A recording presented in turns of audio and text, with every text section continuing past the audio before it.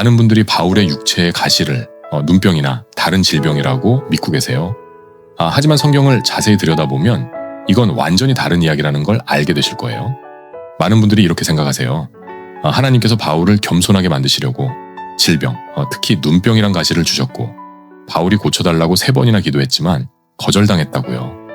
그런데 이 오해가 어떤 결과를 낳는지 아시나요?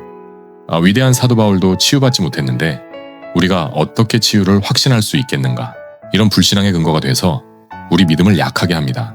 하지만 성경 전체 맥락과 역사적 사건을 함께 살펴보면요, 이 가시는 결코 질병이 아닙니다. 바울은 자기 가시가 정확히 뭔지 분명하게 밝히고 있습니다. 여러 계시를 받은 것이 지극히 크므로 너무 자만하지 않게 하시려고 내 육체의 가시 곧 사탄의 사자를 주셨으니 이는 나를 쳐서 너무 자만하지 않게 하려 하심이라. 바울의 육체의 가시는 바로 사탄의 사자였어요. 여기서 사자의 원어 앙겔로스는 성경에서 항상 천사나 메신저를 의미해요. 질병을 뜻하는 단어가 절대 아니에요. 그러니까 사탄이 바울이 받은 풍성한 계시 때문에 그가 사람들에게 높임을 받고 복음이 전파되는 걸 막으려고 박해를 선동했던 거예요. 구약을 아는 성도들이 육체의 가시란 표현을 들었을 때 곧바로 익숙한 표현을 떠올렸을 거예요. 너희가 만일 그 땅의 원주민을 너희 앞에서 몰아내지 아니하면 너희가 남겨둔 자들이 너희의 눈의 가시와 너희의 옆구리에 찌르는 것이 되어 너희가 거주하는 땅에서 너희를 괴롭게 할 것이요. 그러므로 내가 또 말하기를 내가 그들을 너희 앞에서 쫓아내지 아니하리니 그들이 너희 옆구리의 가시가 될 것이며 그들의 신들이 너희에게 올무가 되리라 하였노라. 가시는 질병이 아니에요. 하나님의 백성을 괴롭히고 대적하는 사람들 혹은 대적자를 의미했어요. 바울이 갈라디아서에서 말한 육체의 연약함은 질병이 아니라 실제로 겪었던 박해의 결과였어요. 유대인들이 안디옥과 이고니온에서 와서 무리를 충동하니 그들이 돌로 바울을 쳐서 죽은 줄로 알고 시외로 끌어내치니라. 바울은 갈라디아 지방의 루스드라에서 돌에 맞아서 죽은 줄로 여겨질 만큼 처참하게 구타당했어요. 이 사건 직후 바울은 계속해서 갈라디아 지역에서 복음을 전했어요. 갈라디아서 4장에서 바울은 그때를 회상하며 처음에 육체의 약함으로 말미암아 복음을 전했다고 말합니다.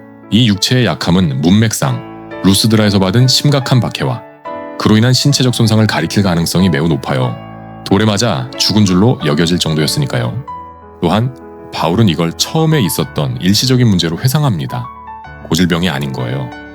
그리고 바울은 이걸 너희를 시험하는 것이라고 합니다. 복음을 전하다가 박해로 만신창이가 된 형제를 보면 어떨 것 같으세요? 갈라디아 성도들은 그런 바울을 부끄러워하지 않고 업신여기며 피하지도 않았어요. 오히려 천사처럼 예수님처럼 영접했어요. 그만큼 바울을 귀히 여기고 사랑했던 거예요. 너희의 눈이라도 빼어 내게 주었으리라는 표현은 바울을 향한 이토록 극진한 사랑을 나타내는 관용적인 표현인 거예요. 바울은 자신의 약함이 뭔지 앞서 고린도후서 11장에서 나열했어요. 여기엔 질병이 전혀 포함되어 있지 않아요. 옥에 갇힘, 매 맞음, 돌로 맞음, 파선, 여러 번의 위험, 굶주림. 바울은 이걸 자신의 연약함이라고 불렀어요. 바울이 자기의 연약함이라고 부른 건 전부 복음을 위해 받은 박해였던 겁니다. 그리고 바로 이어지는 12장에서 육체의 가시를 언급합니다. 같은 이야기를 계속 이어가고 있는 거예요.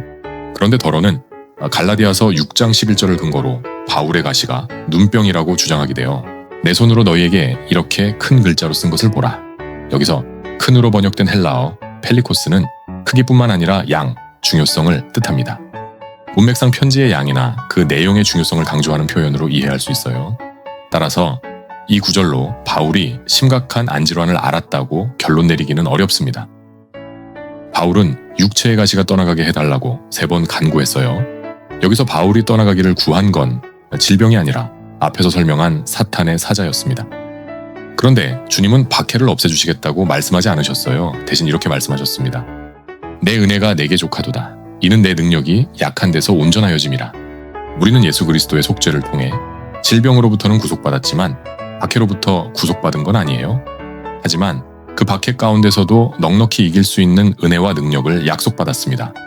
예수께서 이르시되 내가 진실로 너희에게 이르노니 나와 복음을 위하여 집이나 형제나 자매나 어머니나 아버지나 자식이나 전토를 벌인 자는 현세에 있어 집과 형제와 자매와 어머니와 자식과 전토를 100배나 받되 박해를 겸하여 받고 내세에 영생을 받지 못할 자가 없느니라.